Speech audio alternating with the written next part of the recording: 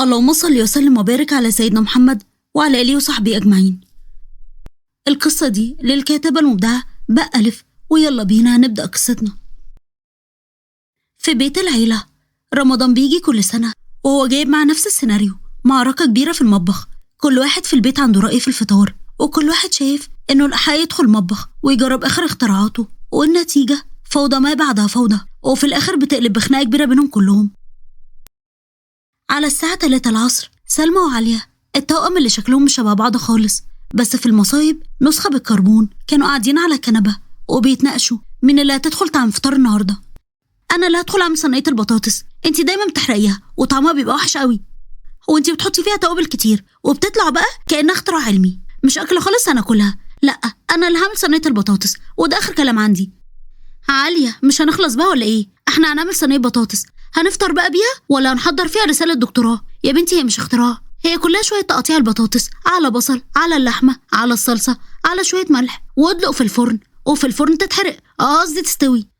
قلت لا يعني لا، انا اللي هعمل فطار، انا بطبخ احلى واكل لذيذ، مش زي اكلك ملوش طعم ويسد النفس، ما بعرفش اكله.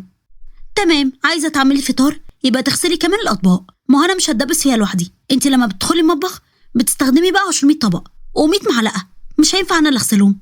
ليه يا بت؟ حوش حوش، قال يعني البت الهلوبه في المطبخ وبتطلع منه سايباه بيبرق، ده انت بعد ما بتنضفي المطبخ بتبقي عايزه حد ينضف وراكي.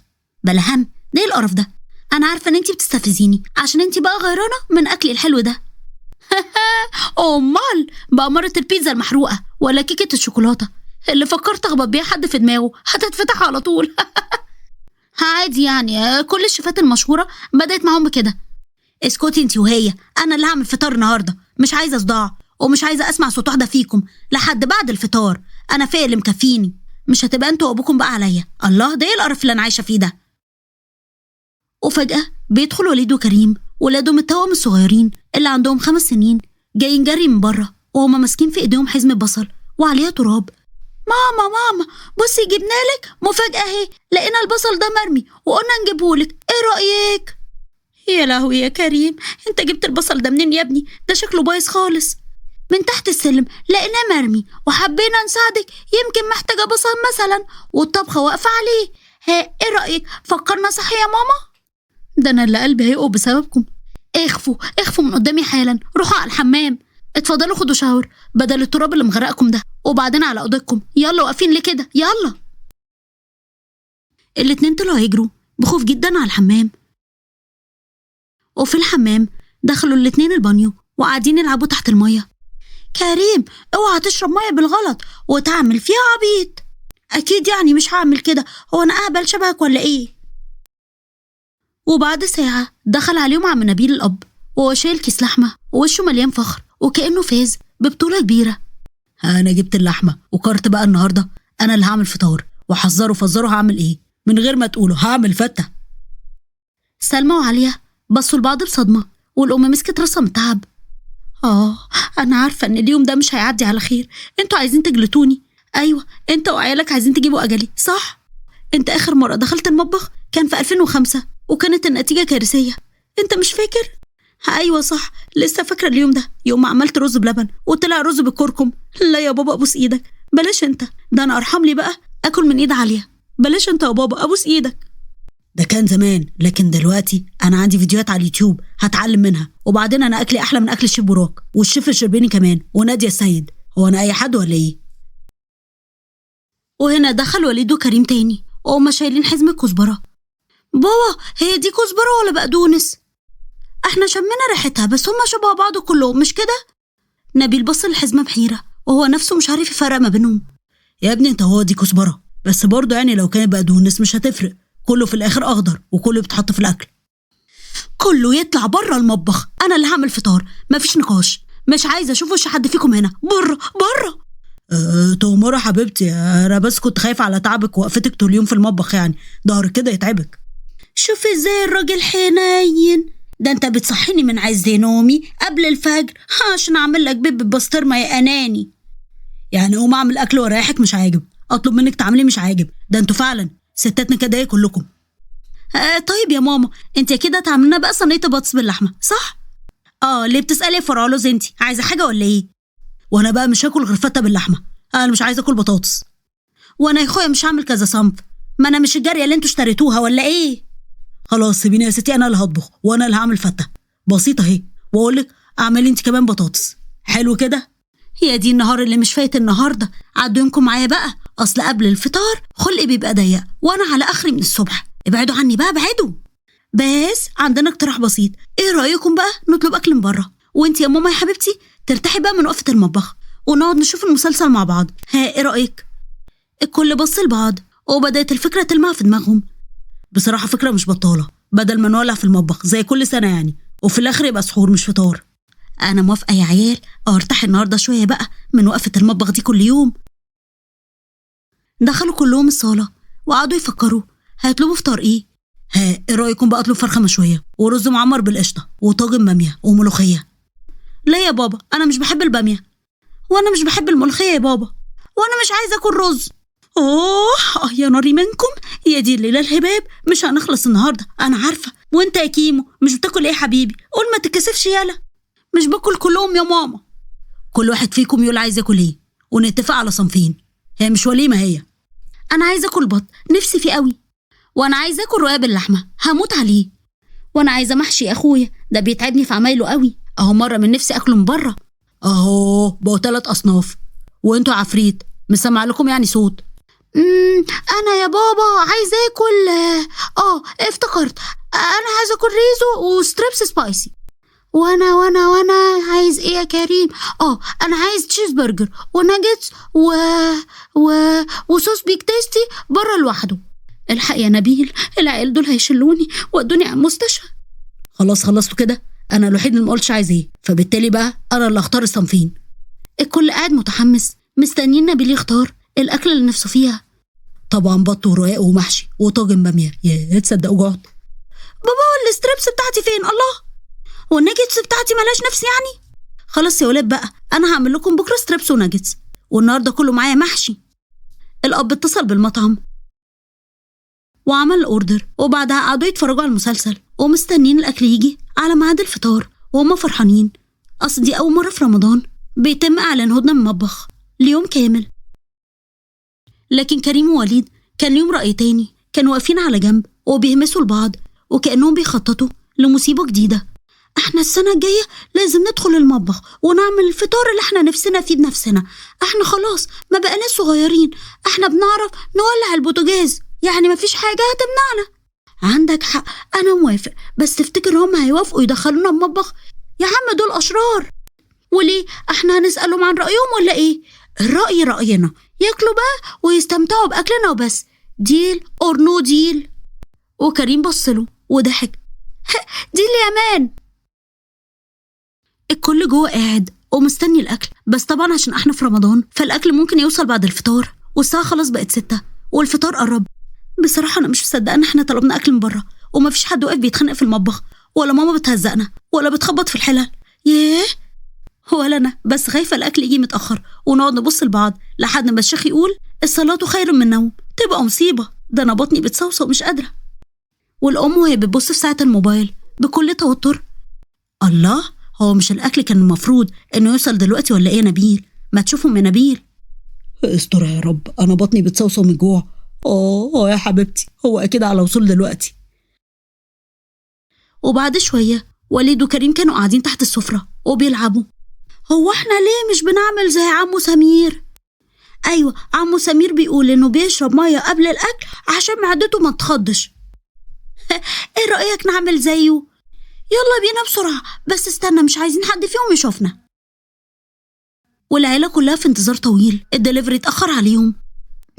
طب خلاص خلونا نشرب العصير في التلاجة بدل ما نقعد ندب حظنا كده. عليا قامت فتحت التلاجة وفجأة صوتت، يا ماما يا ماما العصير فين؟ مش هو المفروض يكون يعني في الرف التاني ولا ايه؟ ولا هي فتحت بقى التلاجة بتاعت الجيران؟ ما هو ده اللي مجنني، العصير كان هنا من شوية، ايه اللي حصل بقى؟ مين شربوه؟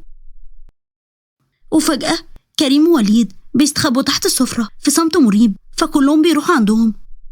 والأب وهو متقمص شخصية المحقق، استنوا في حاجة مش طبيعية هنا، انتوا شربتوا العصير صح؟ اطلعوا بسرعة من تحت السفرة، أنا شايفكم يا رود. هو احنا كنا بندوق بس يا بابا صدقني. ايوه بندوق يعني نشوفه مسكر ولا لا، وطلع مسكر ولذيذ قوي بصراحه، يعني ما قدرناش نقاوم. الام حطت ايديها على راسها. يانا العفاريت دول هيجيبوا اجلي. طب دلوقتي هنفطر على ايه؟ ما فيش غير حل واحد، هنشرب ميه من الحنفيه ونستنى الاكل بقى. لا يا بابا، انا عايزه دلوقتي حالا عصير، انا عايزه افطر على مانجا، ماليش دعوه. بقول لك ايه يا زفته انت كمان، انا مش عايزه اسمع صوتك. الوقت الضيق ده محدش يتكلم لحد ما الفطار يوصل. انا صدعت خلاص، دي الساعه 6:30. واخيرا الاذان بدأ وكلهم هجموا على التمر وكمان الميه، كانهم كانوا في صحراء. وفجأة الباب خبط. يس اخيرا الاكل جه، الحمد لله. نبيل جري عشان يفتح الباب، لكن لما شاف اللي واقف بره وشه اتحول. يا نهار اسوح، هو انت مش الدليفري؟ كلهم جريوا ناحيه الباب، لقوا جارهم الحاج سيد واقف بوشه البشوش وشايل طبق في شوربه لسان عصفور. كل سنه وانتوا طيبين، قلت اجيب لكم حاجه تفطروا بيها. وانت طيب يا عمو سيد، بس بقول لك ايه، وانت جاي كده في الطريق ما شفتش يعني بتاع دليفري كان واقف تحت يعني؟ ايوه، الراجل بتاع الدليفري كان بيطلع السلم ووقع منه الكيس على الارض والاكل كله اتبهدل. البيت كله اتسمر مكانه وقالوا في نفس واحد: لا لا لا. طيب هو احنا ممكن نطبخ حاجه بسرعه ولا كده نسحر على طول، ولا ايه اللي هيحصل؟ لا بقى، فطار ايه كل سنه وانتوا طيبين. طب نطلب اكل تاني، ما هو مش هينفع كده. لا ودي كمان لا، مفيش بقى اكل هيتطلب تاني. دخلوا كلهم قعدوا جوه، وبعد ما استوعبوا ان الفطار اللي كانوا مستنيينه بقالهم ساعتين راح في خبر كان، ولازم يكون في خطه بديله، كل واحد فيهم كان عنده رد فعل مختلف. انا مش مصدقه، كان نفسي في المحشي والبط، يعني اصوم وافطر على شوربه عمو سيد. انا كنت مستعده اكل اي حاجه بس مش شوربه يعني. طب ما هو كله خير وبركه، المهم ان احنا نفطر وخلاص. ما هو انت السبب، لو كنت سمعت كلامي من اول كان زماني مخلصه صينيه البطاطس من ساعتين وقاعدين بنفطر. انما ازاي لازم تطلع زي فرقعلوز وتقول عايز تعمل فته؟ خلتني اوافق على الفكره المهببه بتاعت الدليفري عشان اخلص بس من زنك. وانت فاكره لو كنت صممتي تعمل فطار كنت اسيبك يعني؟ كنت انا بقى اصمم ان انا اعمل فته والمطبخ كان هيقلب مجزره. وليد وكريم وبراءة الاطفال في عيونهم كانوا واقفين ومربعين ايديهم. طب احنا ممكن نطلب بيتزا، ايه رايكم؟ بس يا واد يا زارد انت، مش عايزه اسمع صوتك. طب بصوا، احنا ممكن نشوف اي حاجه في التلاجة، لازم يكون في بواقي من اي حاجه او ناكلها وخلاص. كان في كفته امبارح صح؟ الكفته خلصت، كريم ووليد سرقوا اخر 3 قطع الصبح. كانت لذيذه قوي بصراحه. خلاص بقى، بدل ما نفضل نندب كده حظنا، نفتح علبه فول ونعمل جنبه اومليت ونحط جبنه ونعتبر نفسنا في سحور مبكر وخلاص. وانا اللي كنت حاسه ان احنا نكسر القاعده ونعدي رمضان من غير فوضى في الاكل، اهو ده اللي ما كنتش عامله حسابه، افطر على بيض وفول. قعدوا كلهم حوالين السفره وقدامهم الفول وكمان البيض والجبنه وطبعا شوربه الحاج سيد. نبيل وهو بياكل لقمه الفول: بصراحه بعد الجوع اللي احنا فيه ده، الفول ده دلوقتي طعمه زي كباب. والله الحمد لله احسن ما فيش، والمطبخ نضيف والحوض رايق وما فيش فيه مواعين كتير. والله دي حاجه جميله. انا بس نفسي افهم احنا ليه حظنا كده مع الاكل؟ عادي، ده يعلمنا بقى ان السنه الجايه نطلب الاكل قبل الفطار ب3 ساعات برضه احتياطي، واحنا بقى هنطبخ معاكم السنه الجايه. بعد ما الاطفال قالوا كده كل اللي على السفره بصوا لبعض بصدمه وسكتوا. اوبا، اهو ده اللي ناقص. بس يا واد منك ليه كله وانتوا ساكتين الله. وبعد ما خلصوا الفطار الاجباري، الكل كان قاعد في الصاله ما بين اللي مستسلم للواقع واللي لسه زعلان على ورك البطه اللي كان نفسه فيه. وفجاه وليد وكريم بصوا لبعض بنظره غريبه، نظره مليانه خطط شريره. اتسحبوا الاتنين بعيد عنهم. احنا لازم نثبت لهم ان احنا بنعرف نطبخ عشان السنه الجايه نكون المسؤولين عن الفطار. عندك حق، بس ازاي ده؟ احنا دلوقتي حالا هنعمل كنافه. ايوه، بس احنا عمرنا ما عملناها قبل كده، تفتكر هتبقى كويسه؟ يا عم ما تخافش، هنشوف فيديو على اليوتيوب زي ما بابا قال. فيها ذكي، ركز معايا بقى، احنا نجيب قناه الشيف نادية السيد ونتفرج على طريقه عمل الكنافه في 5 دقايق. وبسرعه جريوا ودخلوا مطبخ وبدأت المصيبه الجديده. سلمى كانت قاعده وبتتفرج على مسلسل وعليا بتلعب في الموبايل، وفجاه شموا ريحه. لا، دي ريحه مش طبيعيه. لا، الريحه دي لكن انت اللي قلعتي حاجة. بت انت عملتي حاجة؟ يا بت انت عبيطة، ما انا قاعدة جنبك اهو. وفجأة سمعوا صوت خبطة جامدة جاية من المطبخ. جريوا كلهم على هناك ولقوا المصيبة اللي مستنياهم. وليد وكريم واقفين وسط المطبخ وعليهم دقيق وسكر وكنافة طايرة في كل حتة، وحلة فيها حاجة لونها بني كان غامق قوي اللون، وريحة حاجة محروقة مالية المكان. يا لهوتي، انتوا عملتوا ايه؟ ردوا انتوا، يخرب بيوتكم. احنا كنا بنعمل كنافة بالقشطة. كذاب، كنا بنعمل كنافة بالمانجا. يا اخويا انت هو ما فرقتش النكهة دلوقتي، المصيبة انها كنافة في الاول وفي الاخر. انتوا ايه اللي دخلكم هنا؟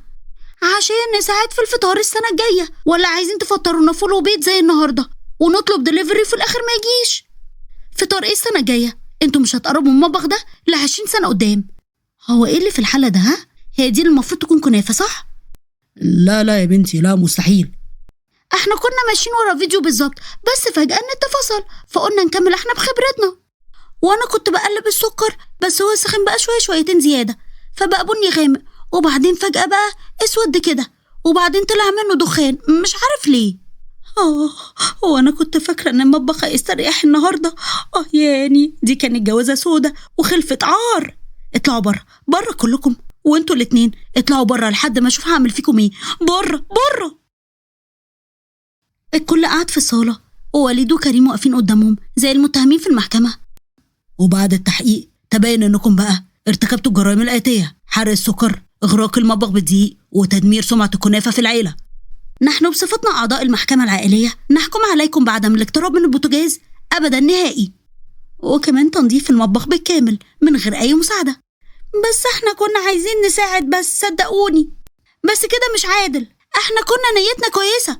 عادل؟ اسمها عادل يا لهوي. اسكت يا بنص لسان، النية كويسة لوحدها مش كفاية. المطبخ ده ليه قوانينه، والقانون رقم 1 ما تقربش منه نهائي. ما تقلقوش، السنة الجاية هنطلب دليفري قبل الفطار ب6 ساعات احتياطي يعني، فما فيش بقى داعي لمساعدتكم العظيمة. ودلوقتي انتوا الاتنين يا كلاب على المطبخ بسرعة، عايزاه يبرق كده من نظافة.